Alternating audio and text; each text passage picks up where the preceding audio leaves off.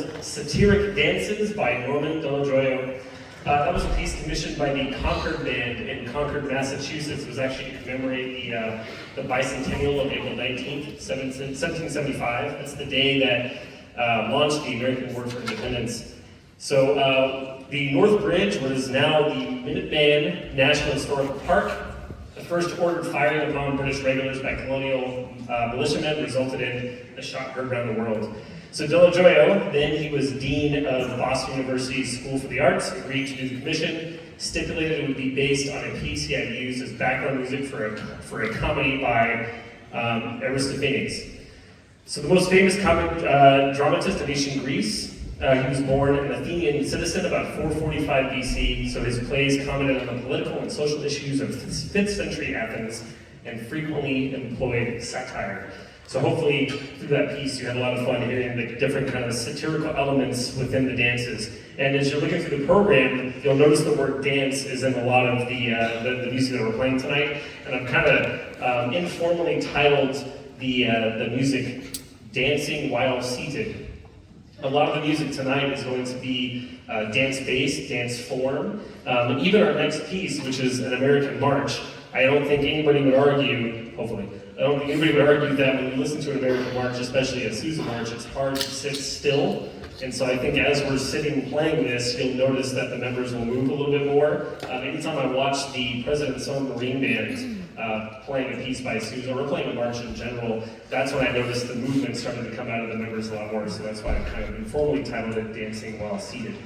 So the next piece we'll be playing for you is a Sousa march titled Hands Across the Sea. It was composed in 1899, and it might well be considered Sousa's farewell to the 19th century that had been so crucial to the evolution of the United States. 2 final decades of that century had also been very good to Sousa, for in those years he emerged a world-famous music personality. And that's just mind-boggling to me, because as a band director, I shared the exact same kind of job that Sousa did, and at one point he was the most famous musician in the entire world, which is just crazy how different popular music can become over the centuries. His magnificent band was one of the first American success stories in music. It captured audiences wherever it played. His band and his thrilling marches spoke for all of us. Together they just might possibly have been the best ambassadors for the Republic since Benjamin Franklin. Hands Across the Sea could have also been Sousa's sincerely confident and patriotic view of the years ahead at the dawn of what he hoped might be a bright new era for mankind, which we all know at the start of the 1900s, maybe, but then as the 1900s went on, all the conflicts around the world were very different from what Sousa had imagined. But after the Spanish War, there was some feeling in Europe about a republic regarding this war. Some of the nations thought we were not justified, while others gave us credit for the honesty of our purpose. This is actually a quote from Sousa. He said, "One night I was reading an old play and I came across this line. 'A sudden thought strikes me, let us swear an eternal friendship.'" And I was speaking with Mr. Reese about this as well, and he said this is a very fond march of his as well, because when he lived in Japan, the Joint Forces Band from Japan and America would frequently play this piece entitled Hands Across the Sea. So I hope you enjoy Hands Across the Sea by John Philip Sousa.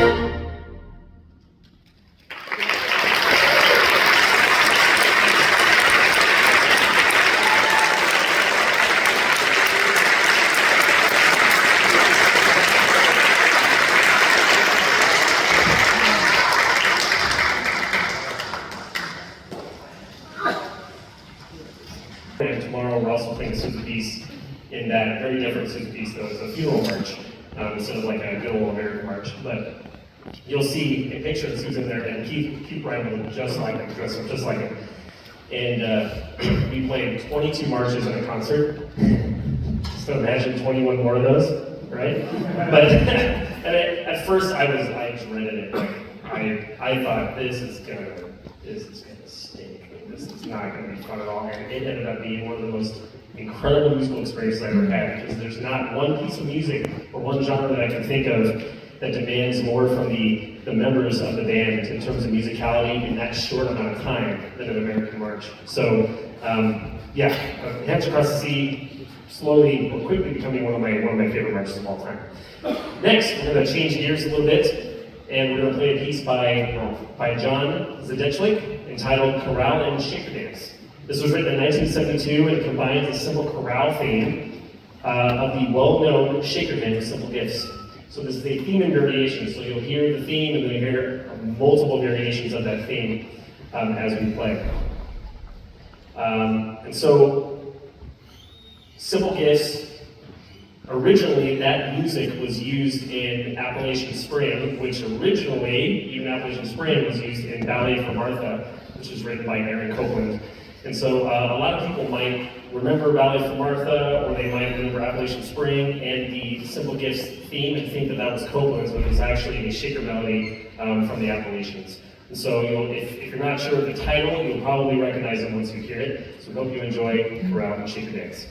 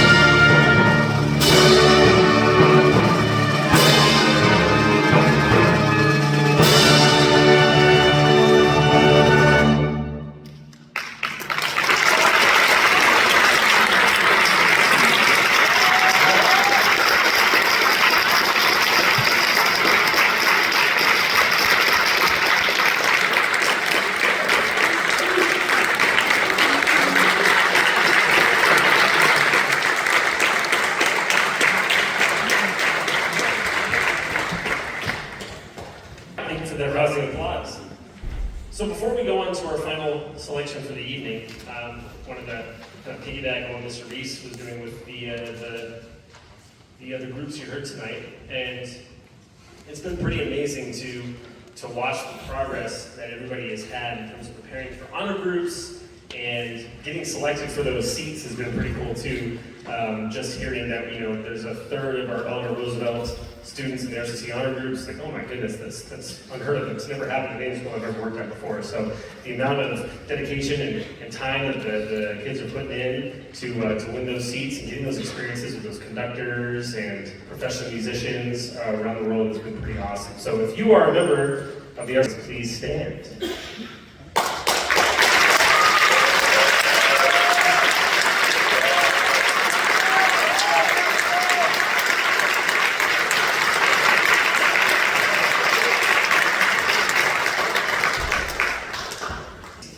There are some very, very special people in the ensemble that there are times that they have to deal with my craziness in the class and rehearsals, and so there's I'm definitely going to ask for another round of applause eventually just to commemorate that, because that in itself is no small task, right, everybody?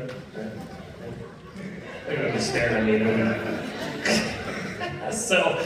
The seniors in this ensemble are really the backbone. I mean, these are some of the students that will never pick up their instrument again, but hopefully have learned some very valuable lessons moving forward. Some of them will continue to play, but as we prepare for this final concert, I always like to talk with the ensemble and remind them who we're doing this for. And not only are we doing it for the members of the audience, but for the members in the ensemble that are getting to do this for the last time. So when I call your name, please stand. And if we could just hold the applause until they're all standing, that would be wonderful. I'm talking to you, Brett. Sorry.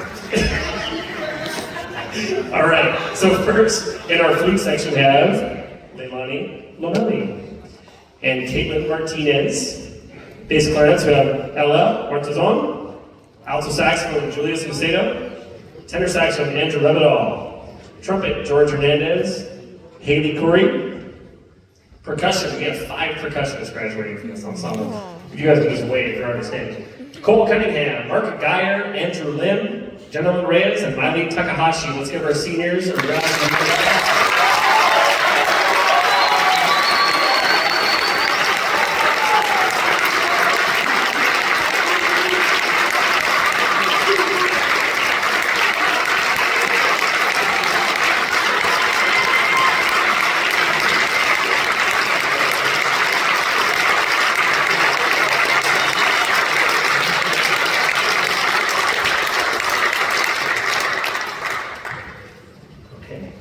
So our final selection for the evening is just a really fun tune. I think we have all heard this for years and years. It is Funiculi Funicula by Luigi Denza. This one is arranged by Alfred Reed. And I mean, what else can I say about this piece? I mean, it is just, the descriptive word is fun. There's some cuteness in it. It's bouncy, it's light, and hopefully the members on stage will end the concert here, and we'll all be feeling a little bit lighter, a little happier as we drive home tonight. So please enjoy Funiculi Funicula.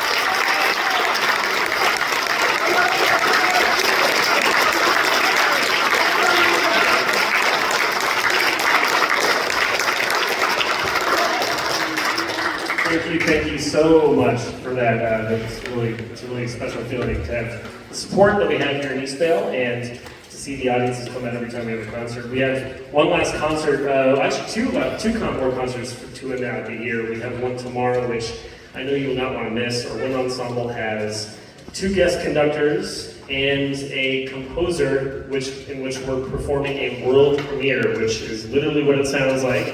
It's never been played before. The composer will be in the house and will address the audience and get to talk a little bit about what the piece is. And that process has been amazing, so you will not want to miss tomorrow night's concert with one ensemble. And then our incredible percussion section has a concert on Saturday evening. Tim, is it at 7?